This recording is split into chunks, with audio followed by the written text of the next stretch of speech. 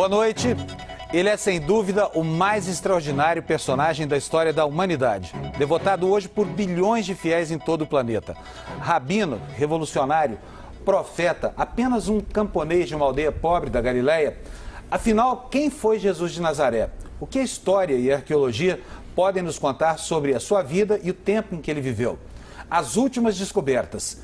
E para fazer essa viagem no tempo e na história, o Canal Livre de hoje ouviu historiadores, teólogos e arqueólogos. E recebe aqui no estúdio o filósofo Mário Sérgio Cortella. Ele é professor da Pontifícia Universidade Católica de São Paulo e durante mais de 30 anos atuou na teologia. Comigo aqui na bancada os jornalistas Fernando Mitre e Antônio Teles. Mas antes da entrevista, nós vamos ver um pouco da história do homem que dividiu o nosso calendário em dois, antes e depois de seu nascimento. Que força é essa capaz de manter viva uma tradição por mais de 2 milênios? Na origem de tudo, um homem humilde sobre cuja vida pouco se sabe do ponto de vista histórico. Mas hoje, 2 bilhões de seres humanos têm como referência o legado moral a ele atribuído. Apesar de todas as buscas da arqueologia, da história e da antropologia, ainda há poucos indícios documentais sobre a existência concreta do personagem mais importante da cultura ocidental. A maior parte das informações sobre a vida de Jesus vem dos chamados evangelhos canônicos. Foram escritos ainda no primeiro século e tiveram como fonte a tradição oral. Mas eles relatam apenas a vida messiânica de Cristo, entidade que sobreviveu aos séculos e sobre a qual se ergueu o cristianismo. Historiadores e teólogos que afirmam a existência concreta de Jesus tendem a convergir para uma data supostamente entre os anos 4 e 6 antes da era cristã, em que teria se dado o seu nascimento. Mas ao contrário dos relatos pormenorizados do período messiânico de Jesus, os evangelhos canônicos quase não trazem informações sobre sua vida material até os 30 anos de idade. O pouco que a historiografia permite confirmar sobre a vida de Jesus, no entanto, não impediu que ele se transformasse no agente da maior revolução de toda a história da humanidade. Professor Cortella, boa noite, bem-vindo. Olá. Professor, vamos começar repondo aqui o que distingue a existência concreta de Jesus de tudo o que se segue a essa figura mítica que é tão importante para a história da cultura ocidental e para todo mundo. Há evidências concretas da existência de Jesus ou não? Interessante, porque você fala assim, essa figura mítica, mas por uma parte da humanidade ele é uma figura mística, ele não é uma figura mítica. Porque ao se falar em mito, há uma suposição, e algumas pessoas o fazem, de que ele não teve existência desse modo. Se eu olho como mística, isto é, aquele homem com presença religiosa, crença na existência, sem dúvida. Se olhar como mito, esse tema só vem à tona basicamente no século XIX. Aliás, por curiosidade, no início do século XX, em 1906, um grande homem chamado Albert Schweitzer, que foi inclusive Nobel da Paz em 1952, ele escreveu um livro chamado Em Busca do Jesus Histórico. Porque o problema de se Jesus existiu ou não, como uma pessoa, né, e não apenas como uma ideia religiosa, vem no século XIX.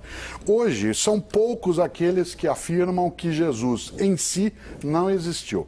Há controvérsia em relação ao modo, ao lugar, ao tempo, mas em relação à existência dele, Jesus de Nazaré, tal como você falou na abertura, quase não há mais polêmica.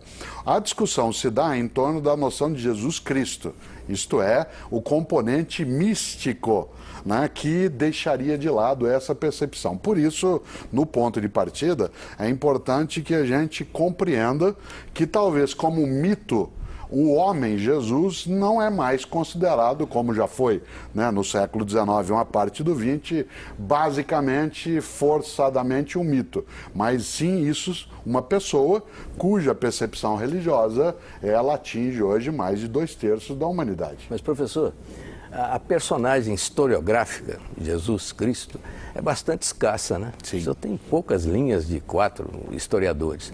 E há uma contestação de estudiosos e arqueólogos de que talvez a existência real de Jesus fosse mais uma hipótese não comprovada do que propriamente uma realidade historiográfica. Então, o que não significa também muita coisa, porque o importante é a transformação que o cristianismo e é isso que eu dizia, e que a figura e agora, de Jesus... Com o Panuzzi eu lembrava exatamente essa ideia, quer dizer, temática sobre a existência real do homem, Jesus, ela não preocupará durante centenas e centenas de anos. Ela virá à tona quando a ciência do século XIX desenvolve também algumas ferramentas, entre elas uma arqueologia mais sofisticada, né, e que vai buscar a história do passado. Agora, quando nós olhamos a menção a cristãos, se você olha Tácito, Plínio Jovem, Flávio Josefo, né, você vai encontrar ali menção à ideia de cristãos, inclusive a ideia de algum Jesus, irmão de Tiago. Isso. Nós não podemos esquecer que a importância que nós oferecemos ao cristianismo, ela tem que ser olhada de agora para trás. Porque se nós olhamos, digamos, há quase 2000 anos, o impacto de uma religião que nasce numa pequena região do mundo romano, dentro de um império imenso, né, que é uma dissidência dentro da religião daquele povo na Palestina, ela não terá um impacto, digamos, não seria, para usar uma expressão direta, não seria uma notícia hoje. Né? Provavelmente, se nós tivéssemos nos meios de comunicação de agora, não seria noticiado, nem a morte, né, menos ainda a história do nascimento. Ela se tornou a posteriori, depois, uma grande notícia, ou para usar um termo, né, grego que os cristãos usam, uma boa nova, né, uma boa notícia. Mas na origem não se teria. Nós temos que levar em conta também, Mitre, algo que é especial. A Palestina, especialmente Jerusalém, foi destruída no ano 70. Se acredita que Jesus tenha morrido por volta do ano 29, 30, aí alguns dirão, mas ele não morreu com 33 anos? Sim, mas se sabe que há um equívoco em relação ao ano, né, de nascimento. Não há o certo, provavelmente entre o ano 6... Ele nasceu, na verdade, 3 ou 4 anos antes de Cristo. Né? Jesus nasceu 3, 4 anos antes de Cristo. Mas Jesus teria morrido na revolta dos judeus? Não. O que eu quero dizer é outra coisa. Jesus deve ter morrido por volta do ano 29, 30 da era cristã. No ano 70, ou seja, algum tempo depois na história, muito pouco, Jerusalém foi destruída. E todos os templos e sinais daquele período no mundo judaico sofreram abalos por parte do ataque romano. Isso significa que uma parte também de uma eventual documentação que tivesse registrado aquela situação que aconteceu na Palestina, ela pode também ter desaparecido. E é bom lembrar que o primeiro evangelho foi escrito depois da destruição do templo. Exatamente. Portanto, muita coisa ligada à memória e muitas coisas ligadas a um histórico de uma personagem que você lembrava, né, Panunzio, talvez um impacto na humanidade, especialmente no campo mítico e místico. Ele é fortíssimo, mas cuja noção é tão presente que nós hoje continuamos tratando desse que pode ser um mistério, pode ser uma organização meramente religiosa, mas sem dúvida, notícia continua sendo em larga escala. Professor, o que importa saber é quem é esse Jesus de Nazaré na sua aparente insignificância. E o Cristo na sua grandeza, na sua monumentalidade, como um intermediário de um pacto entre o Criador e a criatura. Qual é, em que momento Jesus e Cristo se separam? Eles mais vão se juntar até do que se separar no século I. Haverá algumas discussões dentro da teologia sobre a separação. Quando o Cristo ganha uma imagem e uma monumentalidade extraordinária. O século I, aquele em que na datação cristã é o início, ele marca uma série de momentos onde havia muitas ideias de Messias no mundo judaico daquele período. Jesus não é o único que será entendido como um possível Messias naquele momento. Mas o se Cristo... nós olhamos... Então, o Messias é o Cristo. É Sim. Porque Cristo é um termo grego para a expressão hebraica Messias. Então, a ideia de que viria alguém para libertar e salvar o povo, isto é, um Cristo, ela é presente quando Jesus existe. ela está ali na seio daquela comunidade, de toda aquela população. Ele era esperado. Professor, tem uma Jesus questão... será entendido como sendo o Cristo, aí eu vou falar o Cristo, e não Jesus Cristo. O Cristo por uma parcela das pessoas daquele momento. E depois, na história, assimilado como sendo o verdadeiro Cristo. Mas, professor, por essa aí parcela. é que está a questão. Jesus, né, tornado Cristo, ele teria operado, digamos, numa perspectiva ali dentro do judaísmo. Ele se tornou o Cristo mundial, o Cristo universal, a partir do trabalho de outra pessoa. Sim, claro, de Que é Saulo, de Paulo. De São Paulo.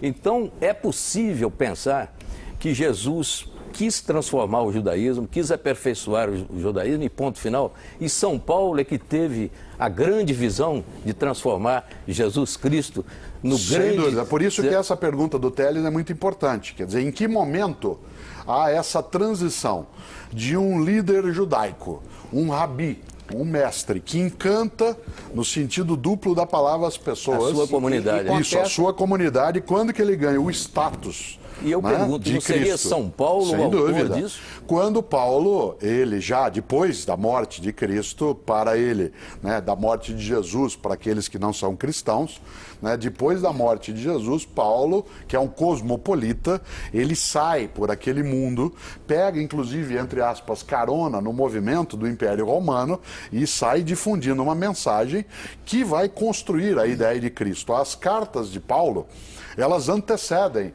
a produção dos evangelhos. Embora a gente leia, né, numa Bíblia cristã, primeiro os 4 evangelhos e depois as cartas de Paulo, né, elas foram escritas antes dos evangelhos, o que significa que a construção, né, e volto ao Teles, da ideia de Cristo encarnado em Jesus e vice-versa, ela virá, sem dúvida, né, depois da morte dele, agora, com a construção teológica de Paulo. Que importância tem investigar a origem de Cristo, a vida de Cristo, até que ele se manifeste na vida de Cristo, de Jesus, como figura humilde, simples, irrelevante, até que ele se transforme no Cristo luminoso que traz, por exemplo, a mensagem das bem-aventuranças, que é o resumo de todo um pacto que a humanidade fez com o Criador. Nos 2 primeiros séculos, mas especialmente no primeiro século, do tempo do cristianismo, a maior importância de torná-lo Cristo é, de um lado, marcar a ideia que, de fato, ele foi aquele que veio para a salvação.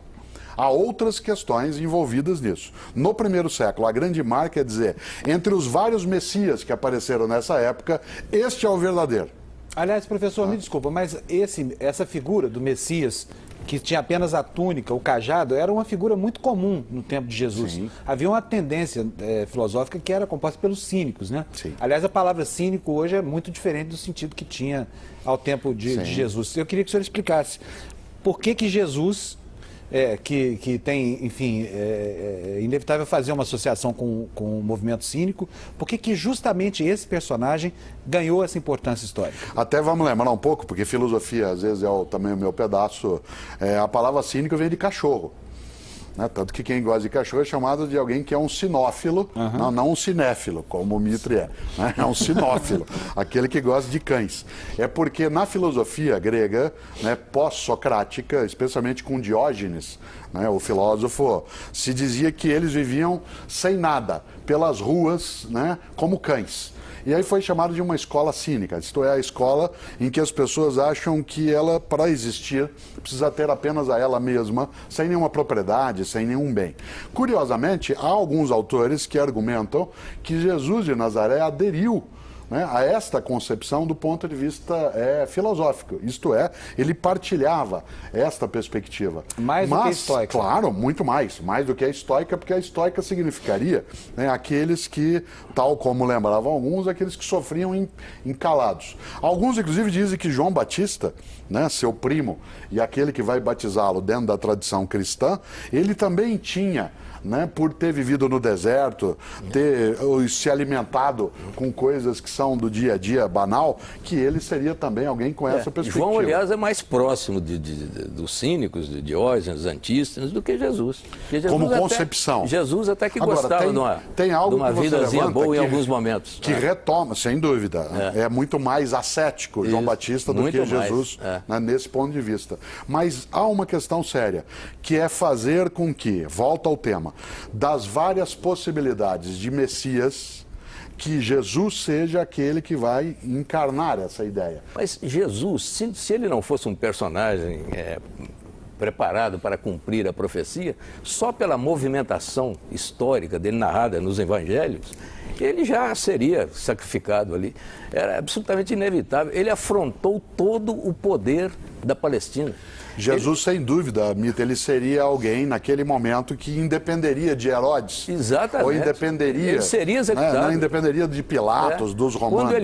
Quando ele entra em Jerusalém, né, no burrinho, ele vem lá pelo lado do Monte das Oliveiras, do outro lado da cidade, vindo de Cesareia Marítima, vem Pilatos com as tropas romanas.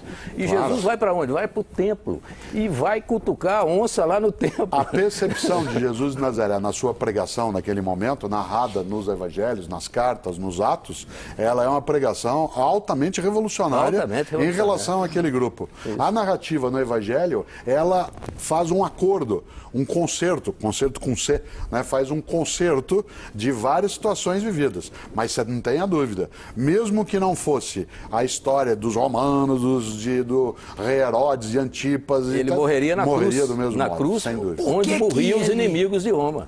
Por que ele é chamado Cristo e não Emanuel? Porque Emanuel é um nome que se usa para também falar de algo que Isaías tinha profetizado.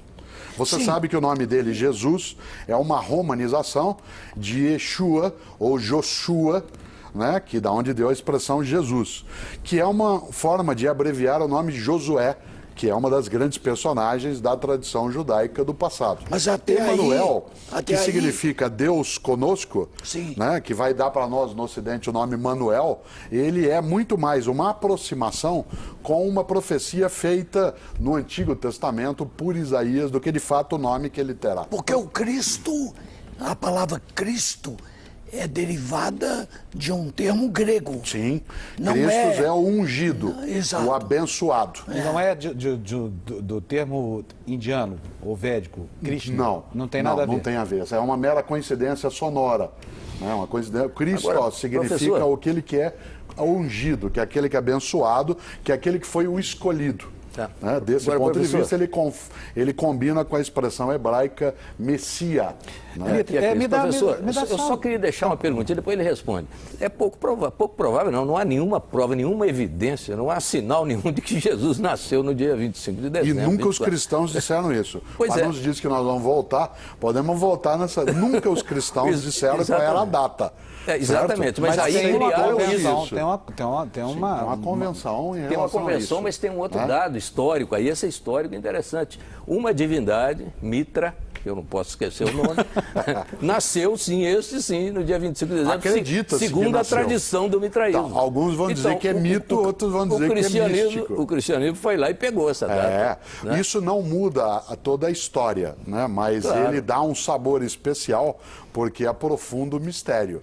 E religião é mistério. Professor, nós vamos aproveitar agora, eu queria interromper em função disso, porque nós vamos conhecer a opinião de um outro especialista, que é o historiador André Chivitarese. Ele é professor de História Antiga da Universidade Federal do Rio de Janeiro. Normalmente, quando a gente pede uma prova concreta, nós esperamos um objeto palpável, não é? A cama, a casa, a roupa. Bom, isso não tem. Mas, do ponto de vista acadêmico, científico, nós trabalhamos com o que se estabeleceu como uma múltipla confirmação. Isso é, quando autores diferentes, que nunca se viram, que nunca se leram, que nunca se encontraram, são capazes de afirmar frases, ditos, ideias exatamente iguais entre eles sobre Jesus. Então, vou dar um exemplo. Paulo, que é o autor mais antigo que nós temos em termos de produtor de cartas, não é? Ele é capaz de registrar, palavra por palavra, o que Jesus disse na última ceia pascal junto dos seus discípulos. Marcos, um evangelista que veio muito depois de Paulo, sem nunca ter lido Paulo, foi capaz de também falar exatamente as mesmas palavras que Jesus disse. Então, há uma argumentação bastante plausível para dizer que Jesus existiu. Muito embora a gente não conheça sua casa, não conheça sua cama, não conheça sua roupa. E digo mais, hoje a história, a arqueologia já conseguem ver a sombra que Jesus projetou no seu andar. Ainda não chegamos nele, mas já conhecemos a sua sombra. E acho que a tendência, cada vez mais em que a pesquisa avançar, principalmente arqueológica, nós vamos chegar a Jesus. Mas aí, se acharmos, por exemplo, o túmulo de Jesus, como queria um cineasta europeu, acabou o fundamento do cristianismo. Claro. Quer dizer, evidência científica Não, demais o túmulo pode não... Se achasse o corpo. a ossada, digamos. Agora, uma das coisas curiosas, para nós, quando se fala de achar o corpo de Jesus e, portanto, negar o Cristo ressuscitado, é o James Cameron, né? É o James Cameron, canadense, né, que falava disso. Você imagine que, mesmo naquela época, as autoridades judaicas daquele tempo, que queriam se contrapor àquela percepção que Jesus houvera incutido em uma parcela daquela população, se a ressurreição, que é a principal forma de elevar a divindade daquela crença, o quanto que esse túmulo com o cadáver deve ter sido procurado. Ademais, romanos tinham um hábito absolutamente política de Estado. Aquele que fosse executado e que tivesse muitos seguidores, o corpo dele era colocado para apodrecer, para que não se pudesse fazer o culto ao sepulcro, ao lugar onde ele fosse sepultado. Mas no caso de Jesus, José de Arimateia não resgatou o corpo dele da cruz? Mas não que os romanos iam deixar. Eles não tinham uma polícia assim tão ineficiente, né, e que daria para Arimateia pegar, ainda mais numa cidade, né, como Jerusalém. Né, não dava para você ir fazendo as coisas e, né, escondendo. Não era assim, dizer, chega lá no o Estado romano. O Arimateia seria uma prova de que ali no Sinédrio havia uma infiltração cristã bastante significativa. Eu acho que cristã Nicodemos, não. No outro evangelho vai aparecer Nicodemos, né? Que eu acho foi que não há um único cristianismo quando ele nasce, assim como não há uma única forma de prática do judaísmo no século I. Se nós olhamos, por exemplo, quando Jesus está na sua atividade, quando Jesus está na sua pregação e na sua vida, se ele está lá, você tem pelo menos 4 grandes grupos judaicos naquele momento de natureza religiosa e política. Os saduceus, os fariseus, os essênios e os zelotes. Quer dizer, esses 4 grupos convivem. E eles não são unívocos, não são o mesmo grupo. É provável que houvesse simpatizantes da ideia de Jesus de Nazaré junto a outros grupos. Jesus era judeu, praticava o judaísmo. Isso, mas há uma hipótese que Jesus teria sido zelote. Então, ele poderia ter sido zelote, que era o inimigo de Roma. A outra que diz que ele foi essênio, por isso que ele foi batizado por João Batista, que João Batista também o seria. Ou que Jesus, ele partilhava de algumas das coisas dos saduceus. Uma das coisas boas, né, é que esse mistério, ele abre muitas interpretações. Não há, do ponto de vista científico, uma única vertente, nem na teologia. Os saduceus não, porque os saduceus não acreditavam na ressurreição.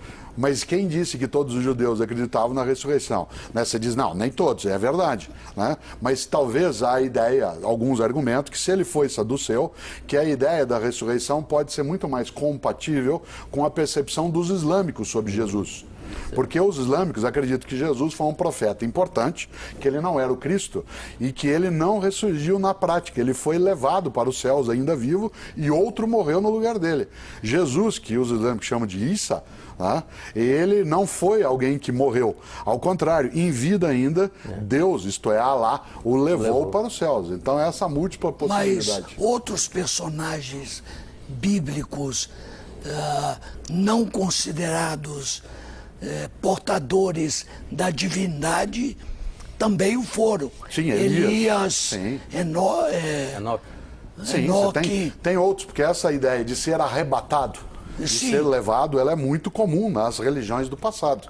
Bom, gente, eu preciso fazer agora o nosso primeiro intervalo. Canal Livre, hoje dedicado ao Jesus Histórico, volta já em um instantinho, não saia daí.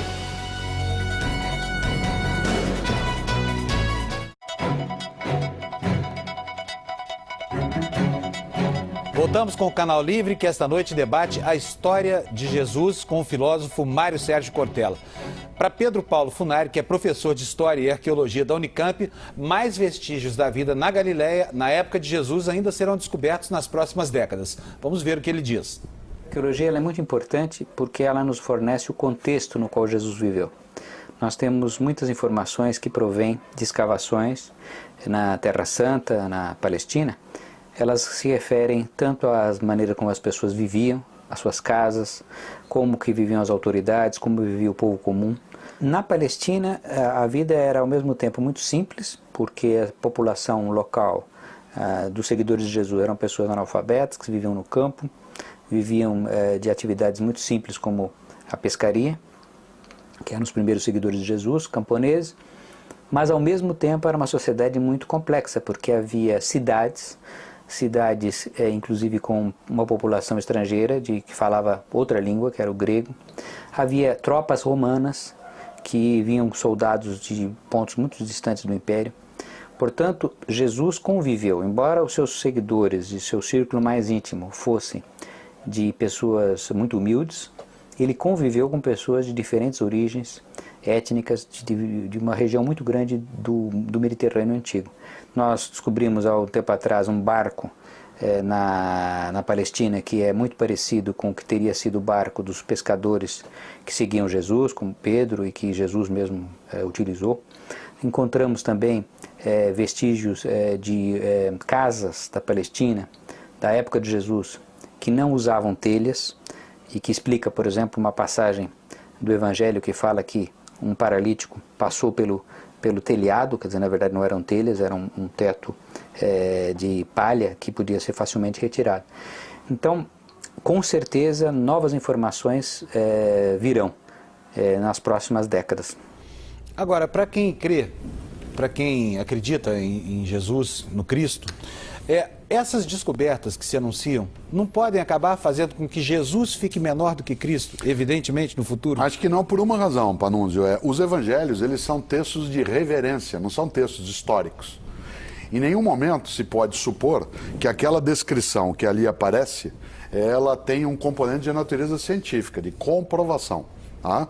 Aliás, de uma certa maneira, é preciso entender que aquelas histórias elas são improváveis, mas não impossíveis. O senhor está se referindo, inclusive, aos milagres, por exemplo? Não, as histórias em geral. Quer dizer, quando eu digo que é impossível, eu estou dizendo que isso nunca existiu. Quando eu digo que é improvável, eu estou dizendo que não pode ser provado. Não pode ser provado desde agora. Pode ser que se encontre em situações, né, dessa natureza. Agora, o que está por trás, que é uma força muito grande, é a força da fé. Volto à ideia. A Bíblia, ela não é uma narrativa, ela tem narrativas. Há coisas na Bíblia que elas coincidem com os tempos, com os modos, com os costumes, e outras que são de natureza eminentemente religiosa, que estão marcadas pela perspectiva exclusiva da fé. Algumas pessoas acreditam que o texto bíblico ele é literal, isto é, ele é mesmo aquilo que aconteceu. Mas isso não é consenso dentro das várias formas de cristianismo, nem hoje, nem na história. Professor, do ponto de vista dos evangelhos, se pegar o primeiro evangelho, que foi aquele escrito mais próximo do evento, quer dizer, Marcos escreveu 40 anos depois, né, mais ou menos ali na época da Revolução, Sim. da tentativa de Revolução, que foi em 66, não é? Então, sob aquela influência. Mas ele conviveu com muita gente que viu Jesus, que pode ter testemunhado. É possível, e os outros evangelistas beberam muito na fonte de Marcos, é possível entender o evangelho de Marcos como aquele de maior credibilidade do ponto de vista historiográfico? É provável que ele contenha a influência mais forte, inclusive porque tanto o Evangelho de Lucas quanto o de Mateus, eles têm sim o Evangelho de Marcos como referência. Digamos que fosse a primeira reportagem que recolheu as narrativas da época. Isso mesmo, e aí ele influencia o que virá na sequência. Aliás, é o texto mais jornalístico. Claro, mais jornalístico, é mais do dia, de jornal mesmo, de dia. Né? E o Evangelho de João, ele já está mais voltado para o campo místico naquilo que o Telles antes levantava em relação a mostrar que Jesus era Cristo e não só a mera trajetória. Tanto que você não tem a história do nascimento de Jesus narrada nos 4 evangelhos. Só um deles, que é Mateus, vai falar da visita de magos e assim por diante. O que é certo é que esses evangelhos, eles contam uma história do ponto de vista da fé, que para quem nela cria, era de fato, ainda é, a resposta da realidade. Há, inclusive, uma discussão sobre quem são, de fato, os autores dos evangelhos. Pode ser, inclusive, que, embora seja o Evangelho segundo Marcos, que seja uma homenagem ao apóstolo Marcos e uma comunidade resolveu batizar com esse nome. Há dúvida, né, hoje quase certa, que o João do Evangelho não é o mesmo do Apocalipse e não seria o mesmo discípulo amado. Quer dizer, existe uma série de situações... Ele se auto-intitula discípulo muito amado. Eu sei, mas não se supõe que necessariamente ele seja o mesmo. Podem ser 3 pessoas diversas e, eventualmente, o autor de um evangelho não necessariamente é uma pessoa. Ele pode ser um coletivo, uma comunidade que o faz. Não há essa certeza. Não há documentação que traga isso dizendo, não, este Marcos é o apóstolo Marcos que conviveu com Jesus e escreveu desse modo. A fé de muita gente acredita nisso. Mas, se nós olharmos fora do exclusivo campo da fé, não há essa prova. Professor, que importância, na verdade, existe essa busca de detalhes, de fragmentos da vida de Jesus ou dos apóstolos, quando, na realidade, toda a estrutura da religação do homem com Deus está fundada nos ensinamentos morais que o Evangelho trouxe e que pouco importa de que maneira chegaram. Assim como ninguém está discutindo se Sócrates falou de uma maneira ou de outra, se ele se suicidou obrigado ou se ele foi ao suicídio por vontade própria, ou Aristóteles, ou Platão. Você até mencionou uma personagem curiosa que é Sócrates. Então, porque, inclusive, né, durante um tempo se duvidou da existência de Sócrates, tal como se duvidou da existência de Jesus. Alguns imaginavam que Sócrates ele era apenas uma personagem, entre aspas, inventado por Platão. E ele é um conjunto de regras morais. Alguns, inclusive, aproximam ideias de Sócrates de ideias de Jesus de Nazaré. Mais tarde você tem essa junção. Agora, tem uma coisa que você levantou, Telles, que é muito importante nisso.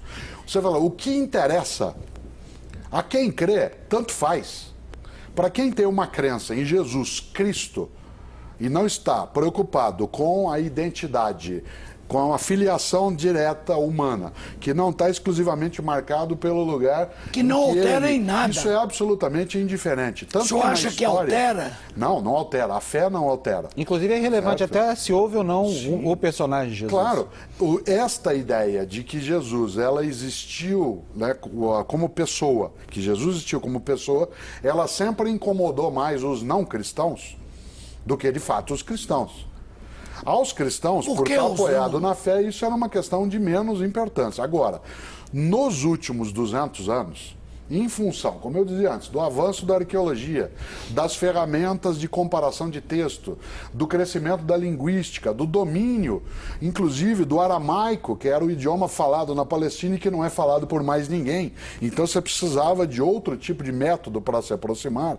Também a teologia cristã se debruçou sobre isso, não para dizer assim, não, Jesus está aqui, ele existiu mesmo, mas as teologias cristãs para evidenciar que há uma conexão entre o Jesus pessoa e o Jesus Cristo, para ressaltar a importância da fé. Mas é Mas claro a preocupação entre cristãos, ela não Mas é se claro, dará. professor, é claro detalhe. que a historiografia vai continuar essa busca do dúvida. Jesus histórico, essa é a vocação dela, é a razão de ser dela. Mas ainda do ponto de vista jornalístico, eu diria assim, no Evangelho de Marcos, tem lá uma previsão inteiramente errada, ou eu que estou lendo de maneira objetiva demais, que é o fim do mundo chegando. Ali dá a impressão, eu vou dizer Marcos, porque está na boca de Jesus, que não vai demorar muito. Ele chega a dizer, os nossos contemporâneos vão testemunhar essa passagem. Ali é um erro de previsão brutal. Você tem no século I, que é quando Jesus vive, existem vários apocalípticos. Isso. Isto é, Inclusive, vários tem profetas... um pequeno apocalipse em Marcos. Claro, no próprio texto. É. Há vários profetas do fim dos tempos. Isso. Alguns, inclusive, apoiam que João Batista caminhava nessa direção. E se a gente olha a pregação de João Batista, narrada também em alguns textos, ele dirá em relação ao fim próximo. Jesus tem, no registro de Marcos, algumas falas dessa natureza. É preciso, nesta hora, olhar aquele tempo para ver que uma parcela daquela sociedade judaica imaginava que o fim estava próximo, que o Messias viria, ia ser um Messias que ia fazer com que os romanos desaparecessem, ia levar a glória que Davi, né, e Salomão tinham trazido era a um dia. perspectiva da volta do rei Claro. Davi, que é a perspectiva dos Que judeus. era a volta do Messias, nesse sentido, né, nesse sentido trabalhado. Nesta hora, a figura de Jesus, ela vai tomar um veio que um grupo entenderá, de um lado, como sendo aquele que trará a vitória Mas não era o na Senhor dos batalha Exércitos. final, e outros não. Dentro do cristianismo que nasce, haverá essa dissensão. Haverá, por exemplo, no primeiro século, alguns que acham que Jesus era aquele que faria isso e o fim chegaria logo, e outros que achavam que a mensagem de Jesus é outra. É quando se dirá, e você vai ver isso em outros evangelhos, meu reino não é desse mundo. Quando essa expressão, do ponto de vista teológico, vai ser trabalhada, se está dizendo que a vitória não é na terra. Que então, se não chegou o tempo, é porque não era esse o tempo. Antes ele já havia dito, dai a César o que é de César e a Deus o que é de Deus, já separando as coisas. Alguns acreditam que ele disse isso, outros acreditam que disseram que ele disse isso. Claro, é claro. Certo? Sempre assim. Professor, há um ponto fundamental que é o dogma da Trindade. Sim. Então, ao Pai, o Filho e o Espírito Santo. E o Espírito Santo tem uma presença como portador de dons que ele distribui aos seres humanos, sem que, entretanto, ele tenha a importância do Filho como Cristo. Por que isso? No século IV apareceu uma discussão séria em relação à temática da Trindade. Quem vai discutir isso melhor será Agostinho, o teólogo africano que viveu também na Europa, vai discuti-la no século V. Mas no século IV, o Concílio de Nicéia, que foi em 325, foi inclusive convocado pelo imperador Constantino para debater coisas ligadas a isso, porque havia uma teoria cristã daquela época, defendida por Ário, né, que era o arianismo, que dizia que Jesus, se ele provinha do Pai, então ele foi criado depois, porque ele do Pai saiu. Se assim era, então ele não era tão eterno quanto o Pai. E o Espírito Santo disso decorria. Agora, essa discussão em o Nicéia... Espírito Santo é uma divindade feminina? Não se trabalha a noção de uma divindade. Na teologia cristã, existe uma única divindade consubstanciada, ou seja, da mesma substância, com 3 pessoas. Não são 3 divindades. Em nenhum momento, na teologia cristã acatada na história, aparece essa percepção. A ideia do 3, que é recorrente, né, porque professor, mas aí é um toda a mistério. lógica do 3, Miguel, Rafael, Gabriel, aí é um Jesus, mistério. Maria, José, mas o 3 é um mistério dentro da concepção Pouco cristã. compreensível. Por isso que ele é mistério. Olha, eu vou fazer o seguinte, E preciso preciso fazer uma parada. Teles, vamos fazer o seguinte, a gente pode retomar no próximo... A gente retoma no... Teles quer resolver o mistério agora. Então nós vamos esperar o comercial, a gente resolve depois do comercial. A gente faz uma paradinha e volta daqui a pouquinho, depois do intervalo, com o Teles retomando o mistério da Santíssima Trindade.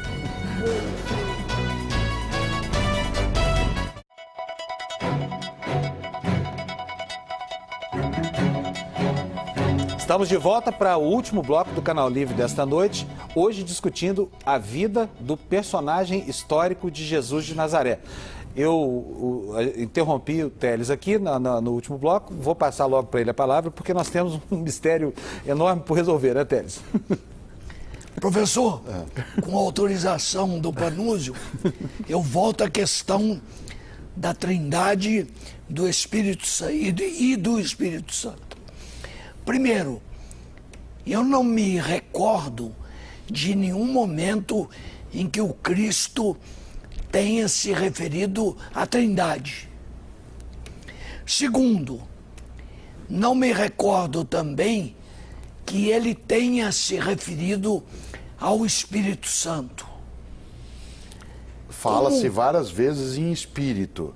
Sim. Se você olha no Evangelho de João, há momentos... Fala-se até que no batismo de Cristo, o Espírito Santo apareceu sobre a forma de uma ave.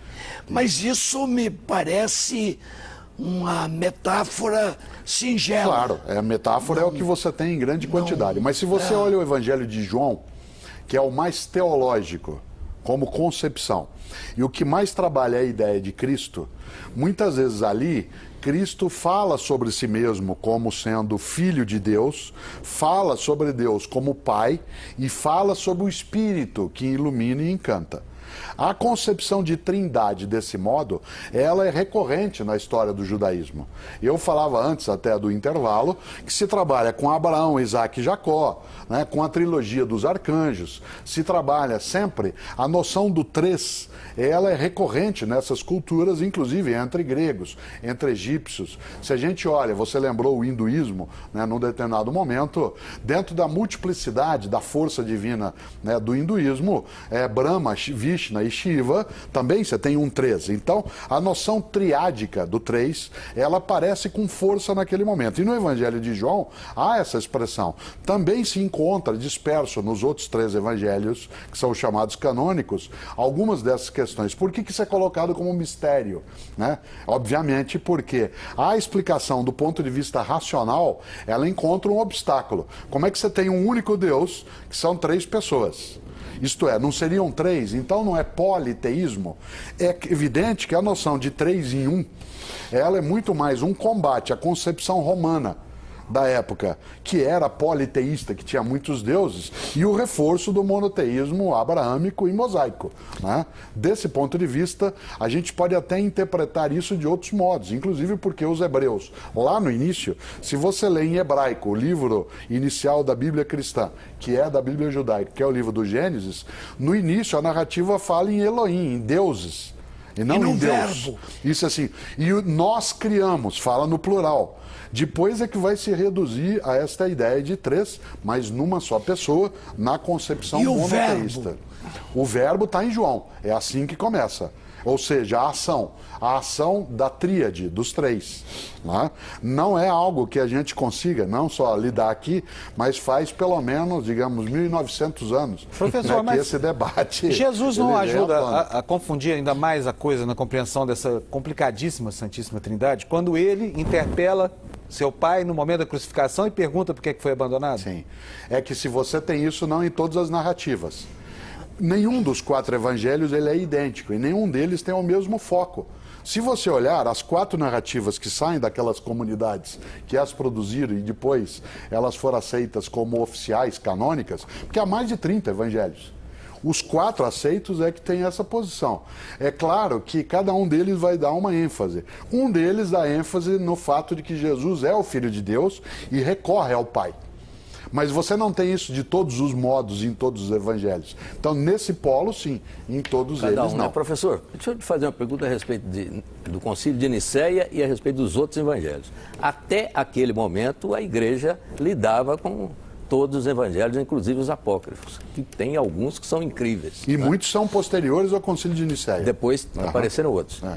Mas existe ainda alguma utilidade na leitura desses evangelhos Sem apócrifos? dúvida, sem dúvida. Mas do ponto de vista da perspectiva religiosa mesmo? Nossa, você tem inclusive editoras cristãs, várias delas, inclusive católicas, para pegar aquelas que são mais fortes nesse campo de publicações, elas fizeram livros com os evangelhos apócrifos. Então vamos tomar o evangelho... Porque a finalidade, por exemplo, de ler o evangelho de Maria Madalena, ou de Tomé, ou atribuído a Tiago. O de Tomé, onde Maria Madalena aparece num momento muito interessante lá com Jesus, os dois se beijando e o Pedro fica uma fera ali e tal. Isso, exatamente. Pois é, aquilo durante 3 séculos a igreja aceitou aquilo. Não, porque você não tinha a igreja.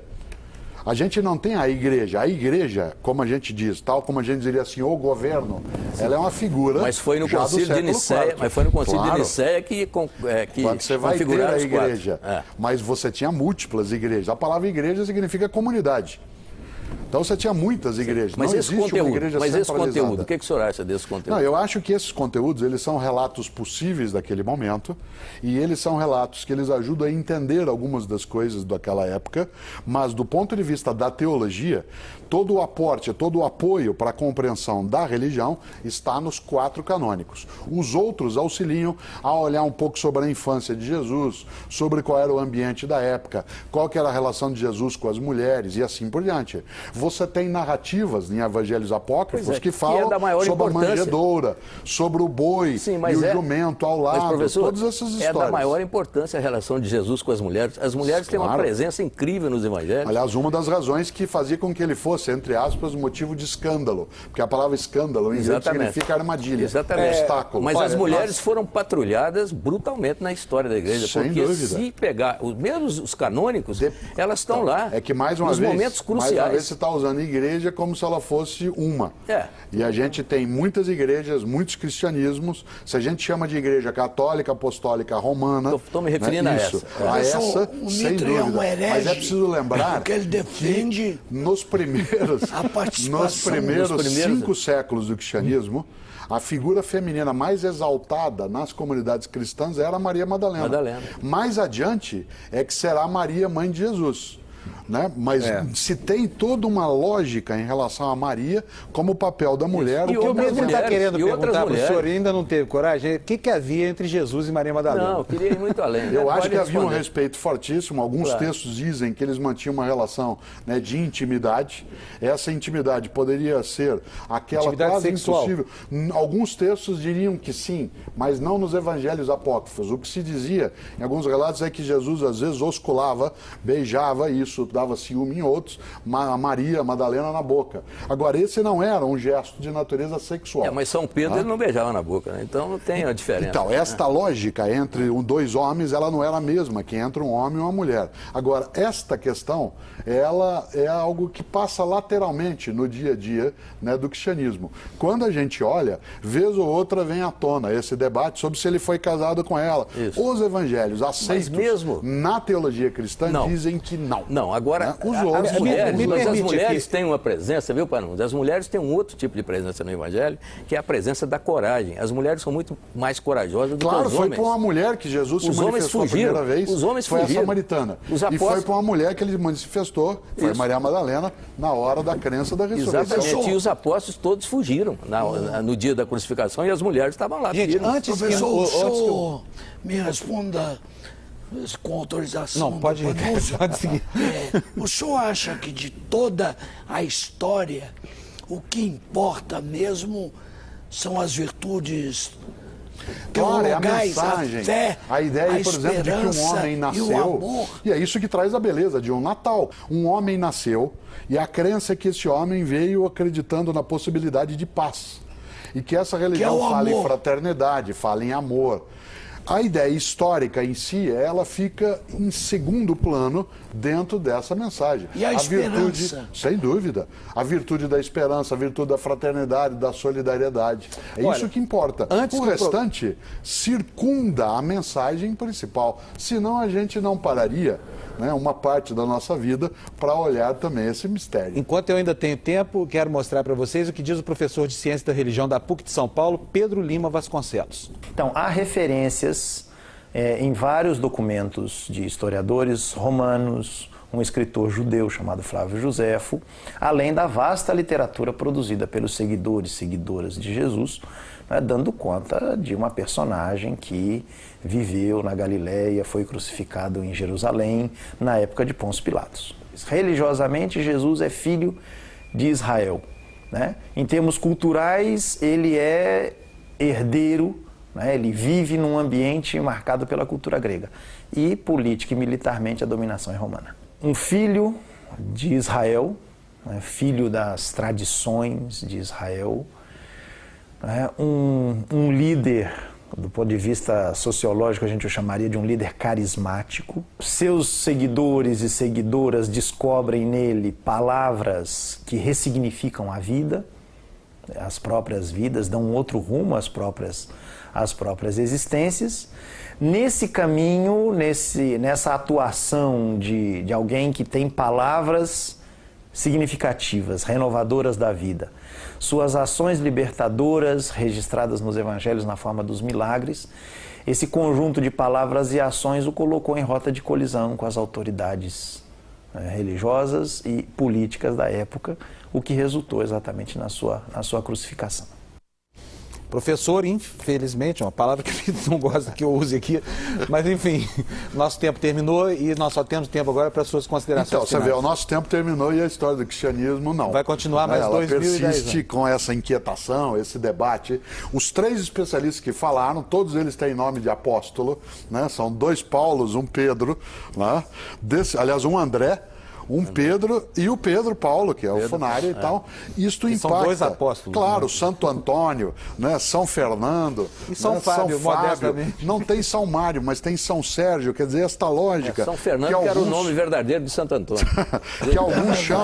que alguns chamam de santo, outros não usam a ideia de santo. Tudo isso envolve nós. Temos isso como uma história de beleza que precisa ser olhada com o respeito de quem é cristão e quem não é.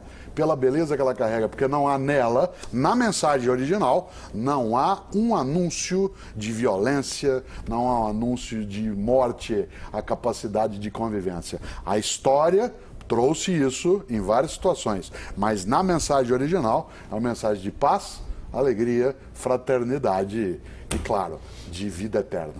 Olha, muito obrigado pela sua presença aqui no Canal Livre mais uma vez. O Canal Livre de hoje fica por aqui. Nós agradecemos a presença, então, do filósofo Mário Sérgio Cortella no programa. A você também, muito obrigado pela sua audiência. Uma ótima semana. No domingo que vem tem mais Canal Livre aqui. Tchau.